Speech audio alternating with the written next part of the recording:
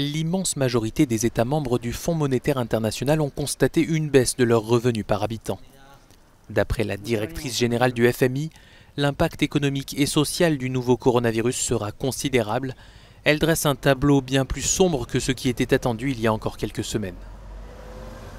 Il est déjà clair que la croissance mondiale sera fortement négative en 2020. En fait, nous anticipons les pires retombées économiques depuis la Grande Dépression.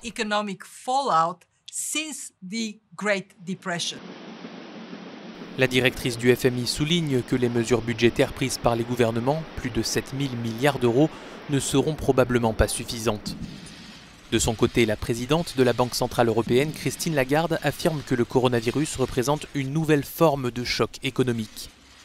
Elle plaide pour un alignement des politiques budgétaires, fiscales et monétaires pour protéger l'emploi et les capacités de production pour relancer l'économie une fois que l'épidémie de coronavirus sera passée.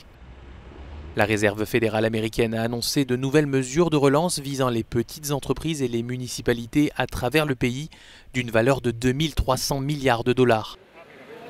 Le ministère américain du Travail a également annoncé un chiffre colossal, 6,6 millions. Il s'agit du nombre de personnes qui se sont inscrites au chômage la semaine dernière aux États-Unis. Il s'agit de la 3e semaine consécutive de hausse.